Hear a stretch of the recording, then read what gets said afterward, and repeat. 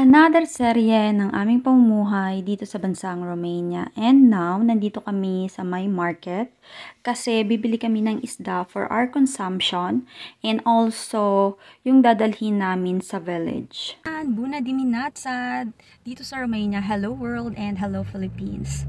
And at the moment, bakit ang likilig ng itsura ko? Nandito kami sa may aming palengke. Yes, palengke dyan. Kasi namalengke kami para sa dadalhin naming isda for tomorrow. Kasi nga merong family gathering yung aking asawa. So bumili kami ng isda. Hindi ko na kayo dinala doon sa loob kasi ang dami-daming tao. And mostly of the people here in our city, they are private. And hindi sila masyadong nagbibideo ba ng sarili nila. So, ipapakita ko sa inyo yung isda na binili namin. Gata? The bills.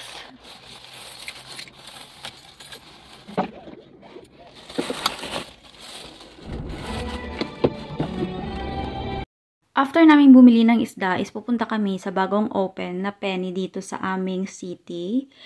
Pero tingnan nyo naman yung clouds. Parang uulan siya, pero super ganda ng weather today. Next stop muna kami dito sa may isang area kasi may babayaran yung aking asawa.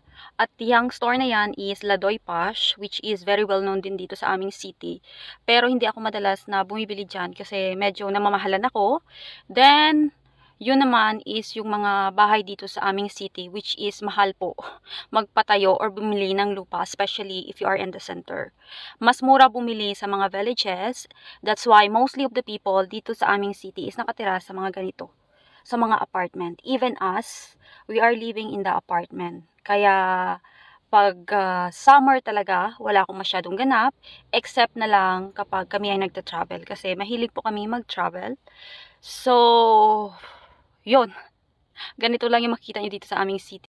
At ito na nga, papunta na kami dito sa may Penny. Tapos sa may harapan nito is merong restaurant and also meron dyang second hand na before is madalas din akong pumupunta pero ngayon is busy na ako.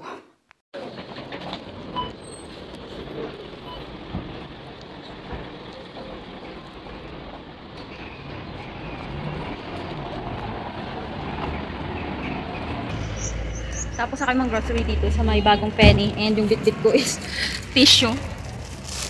This is a tissue para gagamitin namin sa kitchen.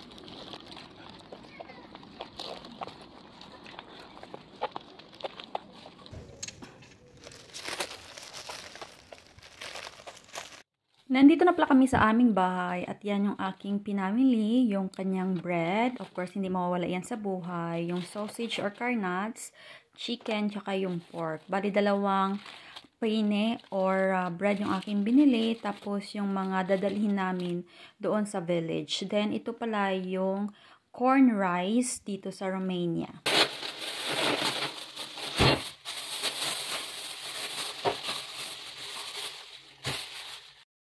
Ito yung mga isda na aming pinamili. Yan yung karas, tapos yung isang klase ng isda, tapos yung makarel.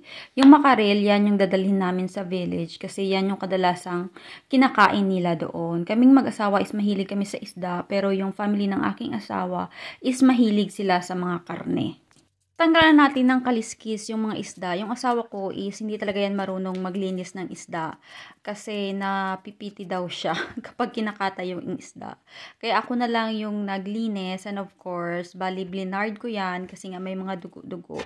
Baka makuhan tayo sa ating video. Yung pinakaayaw ko talaga sa paglilinis ng isda is yung pagtanggal ng kaliskis kasi super tagal. Then, yung makaril naman is super bilis lang nalinisan kasi tatanggalan mo lang siya ng mga lamang loob. After kong linisan is nilalagay ko siya sa may plastic. Wala akong ziplock. So, I use plastic na lang para kapag ako ay nagluluto is kukunin ko na lang yung mga parts na mga ingredients na aking lulutuin. Then, yung mackerel is lalagyan lang natin ng asin kasi ganyan yung mga basic na nilalagay nila dito sa mga pagkain nila. Then, after that is ilalagay ko na siya dito sa aming freezer. And tomorrow is kukunin ko siya ulit para dadalhin namin sa village.